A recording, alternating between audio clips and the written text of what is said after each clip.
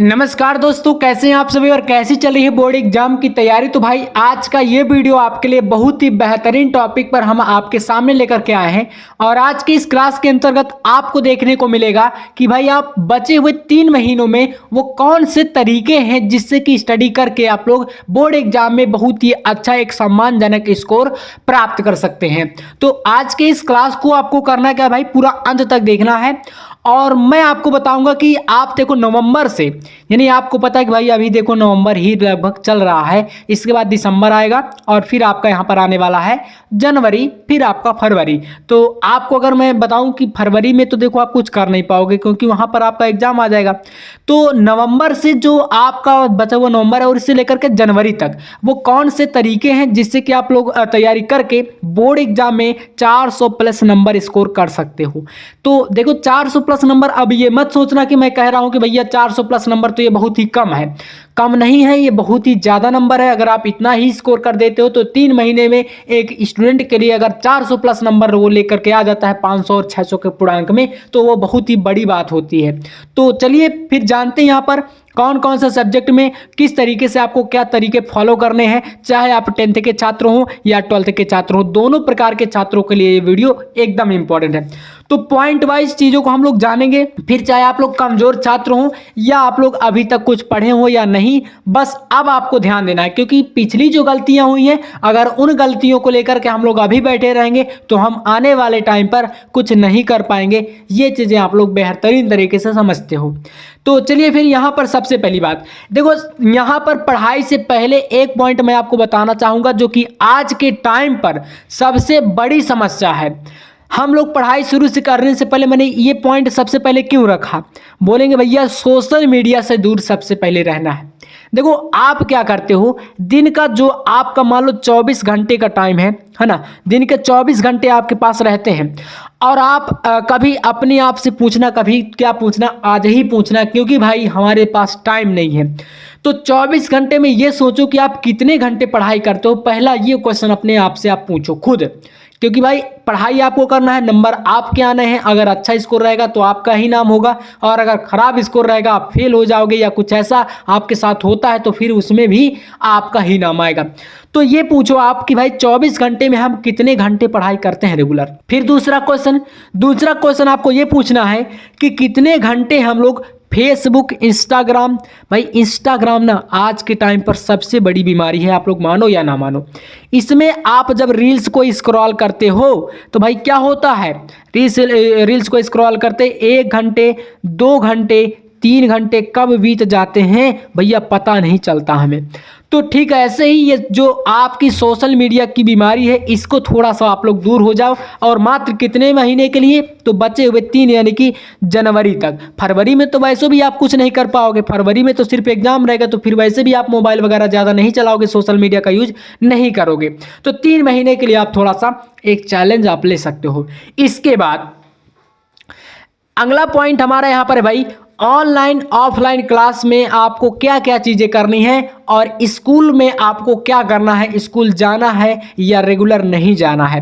तो देखो एक बात, सबसे पहला बात ये मैं पॉइंट के अनुसार आपके सामने बता रहा हूँ और इसमें से काफ़ी सारे बच्चों को एक चीज़ समझ में नहीं आ रही होगी कि वो आपका है भैया कि ऑफलाइन क्लास में हम लोग कोचिंग अगर नहीं पढ़ते हैं तो फिर हम लोग क्या करें।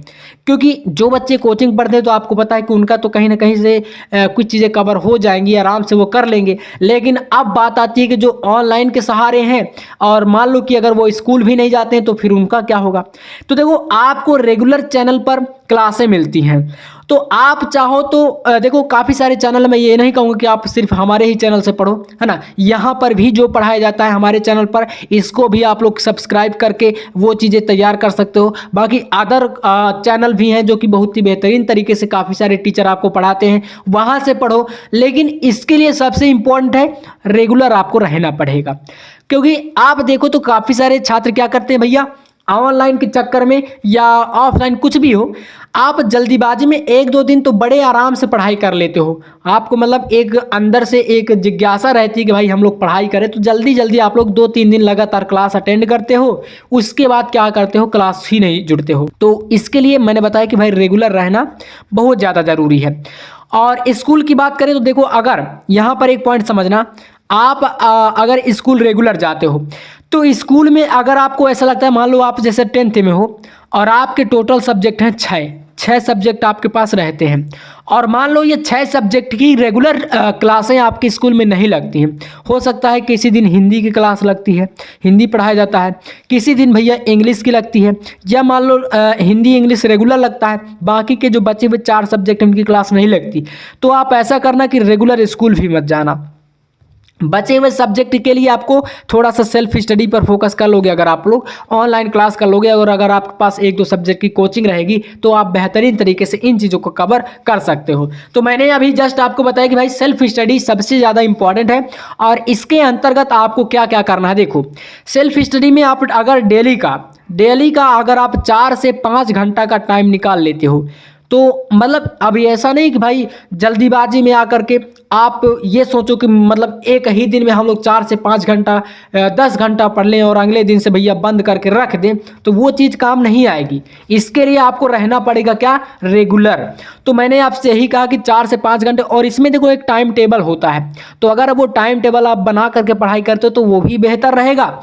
तो क्या करो आप लोग, 4 घंटे या 5 घंटे का जो टाइम रहेगा उनमें आप ये डिवाइड करो कि भाई जैसे कि मान लो आपका हिंदी सब्जेक्ट है, हिंदी के वैसे भी आपको पता है कि पूरे साल क्लासें कोई नहीं करता है ज़्यादा, पूरे साल उन पर ध्यान भी नहीं दिया जाता है। तो हिंदी के लिए आप मैक्सिमम यहाँ पर 30 से 35 मिनट का टाइम निकालो, और इन्हें 3 से 35 मिनट में क्या करो, हिंदी को कवर करो, फिर 30 मिनट का लगभग आप इंग्लिश से ले लो, है ना। और इसके बाद जो बचे हुए सब्जेक्ट रहते हैं, जैसे मैथ हो गया, थोड़ा सा काफ़ी सारे बच्चे इसको हार्ड सब्जेक्ट मानते हैं, और साइंस हो गया, इन सब्जेक्टों को मान लो आप 1 घंटे का टाइम दे दो, बचा हुआ टाइम आपका सोशल साइंस वगैरह जो अदर सब्जेक्ट है उन पर दे सकते हो। तो अगर आप घर पर रह करके सेल्फ स्टडी से इतना टाइम दे देते हो रेगुलर, तो आपके लिए बहुत ही ज़्यादा प्रॉफिट हो जाएगा। और बाकी जो चीज़ें समझ में नहीं आती, तो आज के टाइम पर आप जानते हो कि यार मोबाइल सोशल मीडिया है हमारे पास, तो हम क्या नहीं पढ़ सकते हैं। आप जाओ यूट्यूब पर कोई भी टॉपिक सर्च करो, आराम से आपको सारे टॉपिक मिल जाएंगे वहाँ पर, बस यार सर्च करना और थोड़ा सा मेहनत करना पड़ेगा। तो उसके लिए आप खुद जानते हो कि भाई मेहनत की मेहनत तो कुछ होता ही नहीं है।